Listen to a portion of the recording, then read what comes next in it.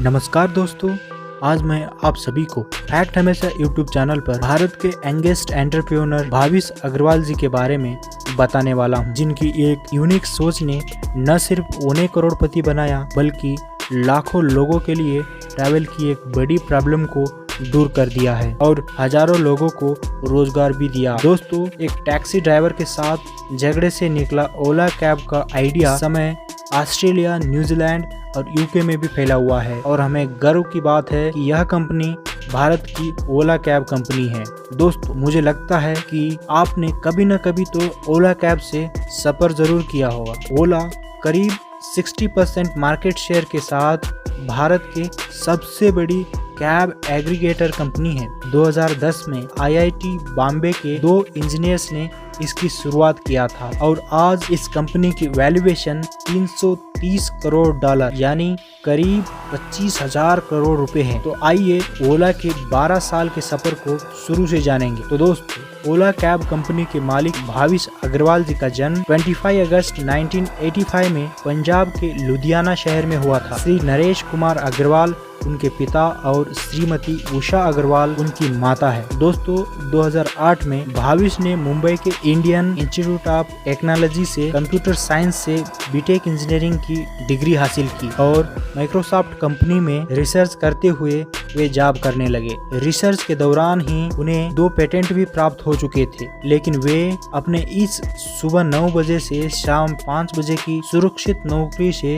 जरा भी खुश नहीं थे, क्योंकि उनके अंदर कुछ बड़ा काम करने का जुनून पैदा हो गया था। वो एक एंटरप्रेन्योर बनना चाहते थे, लेकिन दोस्तों, एक सुरक्षित जॉब ने उन्हें रोका हुआ था। साथ ही वे एक सोसाइटी में हो रही छोटी मोटी प्रॉब्लम को लेकर दिमाग लड़ा रहे थे कि भविष्य में समाज की समस्याओं को लेकर कुछ करना चाहिए। दोस्तों, भाविश अग्रवाल जी को अपनी खुद की कंपनी शुरू करने का ख्याल कैसे आया, इसके बारे में भाविश जी स्वयं बताते हैं कि उनकी ओला कंपनी की शुरुआत उनके खुद के किए गए एक ट्रैवल से शुरू हुआ था, जिसका अनुभव बहुत ही ज्यादा बुरा था। एक बार भाविश बेंगलुरु से बंदीपुर की यात्रा के लिए एक कार बुक किया, लेकिन दोस्तों, उस कार वाले की सर्विस बहुत ही ज्यादा खराब थी। जब वे बेंगलुरु से बंदीपुर की यात्रा पर निकले तो बीच रास्ते में ही ड्राइवर ने उनसे पैसे मांगने शुरू कर दिया और ड्राइवर का बर्ताव,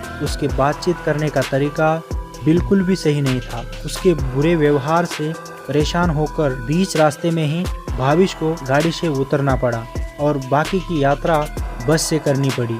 दोस्तों, जब वे बस में आगे का सफ़र तय कर रहे थे तब बार बार उनके दिमाग में यही बात चल रही थी कि उनके साथ ऐसा क्यों हुआ, और साथ ही साथ उन्हें यह सोच भी खाई जा रही थी कि ऐसा बहुत से लोग भी होंगे जिन्हें अच्छी कार सर्विस नहीं मिल रही होगी और उनके साथ भी ऐसा ही कुछ हो रहा होगा। तभी उन्हें लगा कि उनके जैसे ही बाकी कस्टमर्स एक अच्छी कैब सर्विस की तलाश कर रहे होंगे जो उन्हें क्वालिटी सर्विस प्रदान कर सके, क्योंकि ज़्यादातर यात्रियों का अनुभव बहुत खराब ही रहता है। इसी सोच को लेकर वे इस फील्ड में कुछ बड़ा बदलाव करने को चाहा और उन्होंने ओला कैब कंपनी को शुरू करने का सोचा। इसके बाद उन्होंने ऑनलाइन वेबसाइट olatrip.com शुरू किया, जो कि ये वेबसाइट हॉलिडे पैकेज और वीकेंड ट्रिप प्लान करता था। उन्हें महसूस हुआ कि ऐसे ही ट्रैवलिंग की समस्या का सामना करोड़ों लोग करते होंगे। भाविश ने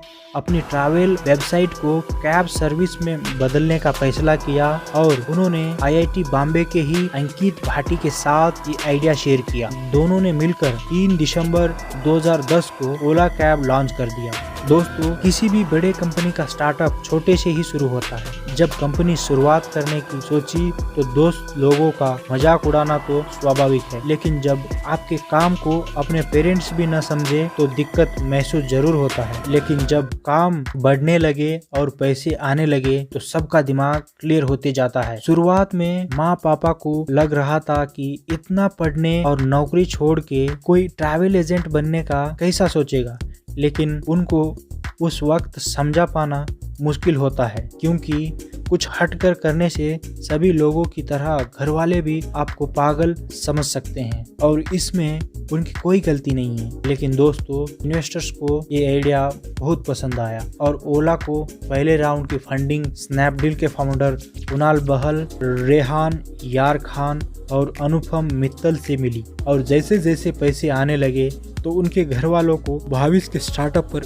विश्वास होने लगा और वे समझने लगे कि लड़का आगे जरूर कुछ बड़ा करेगा। दोस्तों, भाविश अग्रवाल का कहना है इन्वेस्टर्स 3 चीज चाहते हैं: क्लियर विजन, सस्टेनेबल बिजनेस और एग्जीक्यूशन प्लान। जिस स्टार्टअप के पास ये चीजें हैं उसे कभी फंड की कमी नहीं होगी। दोस्तों, आपको जानकर हैरानी होगी कि ओला का पहला ऑफिस एक 10x12 फीट का एक छोटा सा कमरा था।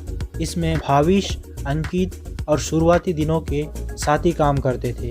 इसके बाद फंडिंग का सिलसिला शुरू हो गया। ओला को अब तक 26 राउंड की फंडिंग में 48 इन्वेस्टर्स से $430 करोड़ यानी कि 32,000 करोड़ रुपए की फंडिंग मिल चुकी है। और दोस्तों, 9 जुलाई 2021 को एक प्राइवेट इक्विटी से 3,700 करोड़ की लेटेस्ट फंडिंग भी मिली है। भाविश अग्रवाल अपने सफर के दौरान समझ चुके थे कि कम दाम में एक अच्छा सर्विस देने से ही कंपनी को बड़े लेवल पर खड़ा किया जा सकता है। इसलिए उन्होंने कुछ ऐसा सोचा जो कि अपने कस्टमर्स को इससे अच्छा और कोई न दे सके। आपको बता दें कि ओला 10 रुपए से लेकर 17 रुपए प्रति किलोमीटर के हिसाब से ओला कंपनी बेहतरीन सर्विस देती है और आज 70 से भी ज्यादा शहरों में 1.5 लाख लोग प्रतिदिन सर्विस का लाभ उठाते हैं। दोस्तों, आपको जानकर हैरानी होगी कि भाविश अग्रवाल और उनकी पत्नी राजलक्ष्मी अग्रवाल अब तक उनके पास खुद की कोई कार नहीं है। वे सिर्फ ओला कैब सर्विस से ही अपने ट्रैवल करते हैं। दोस्तों, टेक्नोलॉजी और इंटरनेट ने ओला कंपनी की बिजनेस को बढ़ाने में बहुत ही मदद किया है। ओला की कैब सर्विस और तकनीकी का कॉम्बिनेशन बहुत ही बढ़िया रहा है, क्योंकि इसके ऐप को इस तरह से डेवलप किया गया है कि जिससे कि कस्टमर को अपने सुविधा की सारी जानकारी मिल सके और वे आसानी से ऑनलाइन बुकिंग कर सके और रेटिंग रिव्यू देख सके और अपने फोन के माध्यम से ही अपने ट्रैवल क्वालिटी की पूरी चेकिंग कर सके। कंपनी को कस्टमर विश्वसनीयता के लिए ज्यादा मेहनत करनी पड़ती है। आज हर कस्टमर को अच्छी सर्विस चाहिए। वे यदि कम पैसे भी खर्च करें, लेकिन फिर भी उन्हें अपने कम पैसों से भी ज्यादा अच्छी सर्विस चाहिए, जो कि वे अपने पुराने बुरे अनुभवों और दूसरे कैब सर्विस की हालात से समझ चुके थे कि कस्टमर की संतुष्टि कितनी ज्यादा जरूरी है।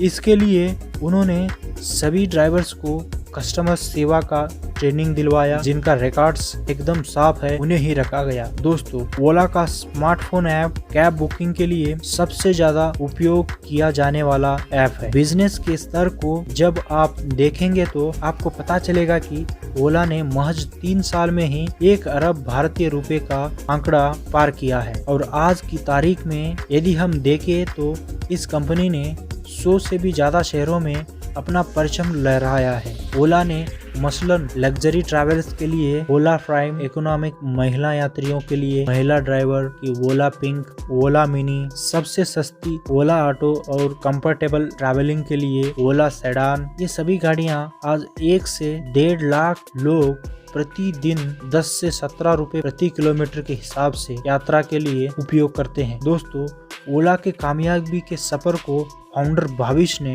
3 पेज में बांटते हैं। पेज नंबर 1, ओला के लिए 2011 से लेकर 2014 का स्ट्रगल वाला वक्त था। न ज्यादा लोग थे, न ही ज्यादा पैसे, और आपको बता दें कि इस दौरान भाविश खुद प्रचार करने जाते थे और कभी कभी तो खुद ही ड्राइवर भी बन जाते थे। पेज नंबर 2, 2014 से लेकर 2017 तक का वक्त में कॉम्पिटिटर्स पैसे झोंक रहे थे, तो ओला ने भी अपने इन्वेस्टर्स को तलाशे और पैसे झोंकने शुरू कर दिया। इस पेज में सिर्फ बिजनेस का स्केल बढ़ाने पर ज्यादा जोर दिया गया। पेज नंबर 3, 2017 के बाद ओला ने बेहतर ऑर्गेनाइजेशन स्ट्रक्चर बनाया, कमाई और मुनाफे पर ध्यान दिया गया। दोस्तों, ओला के फाउंडर भाविश का मानना है कि भारत की नई जनरेशन कार तो नहीं खरीदना चाहती, बल्कि उसे एक्सपीरियंस करना चाहती है और वो इसी क्लियर विजन के साथ आगे बढ़े। भाविश अग्रवाल ओला कंपनी के शुरुआती 7 साल में इन्वेस्टर के पैसे सिर्फ बिजनेस का स्केल बढ़ाने पर किया और ज़्यादा इंसेंटिव देकर ड्राइवर्स को बढ़ाए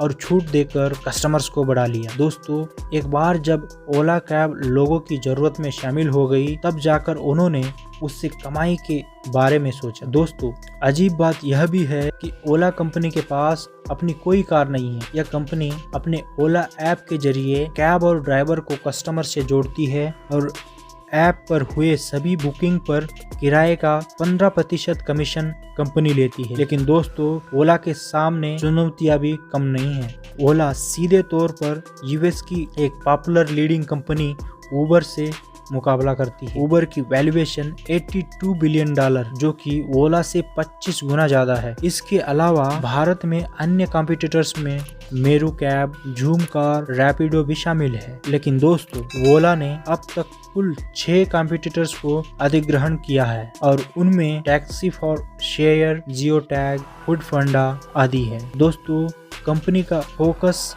मोबिलिटी को एनवायरमेंट फ्रेंडली बनाने पर है। भाविश जी का कहना है कि भारत में ज्यादातर आबादी हमेशा 2 व्हीलर या 3 व्हीलर वाहनों पर चलती है। अगर इसे इलेक्ट्रिक कर दिया जाए तो इसका बड़ा इम्पैक्ट देखने को मिल सकता है। हम अगले कुछ साल में 10 लाख इलेक्ट्रिक व्हीकल रोड पर देखना चाहते हैं। दोस्तों, ओला के फाउंडर भाविश अग्रवाल कहते हैं कि सपने तो हर कोई देखते हैं, लेकिन कुछ ही लोग जोखिम उठाकर अपने सपनों को सच साबित करने के लिए तैयार रहते हैं। जब आप जोखिम उठाने के लिए आगे बढ़ते हैं तो कई लोग कई सारे सलाह भी देंगे। और दोस्तों, याद रखिएगा, सपना उन्हीं के सच होते हैं जो सुनते सबकी है पर करते अपने मन की ही है। तो दोस्तों, हमें उम्मीद है कि यह वीडियो आपको थोड़ा सा पसंद जरूर आया होगा। तो प्लीज इस वीडियो को एक लाइक और एक छोटा सा कमेंट करना मत भूलिएगा। So thanks for watching.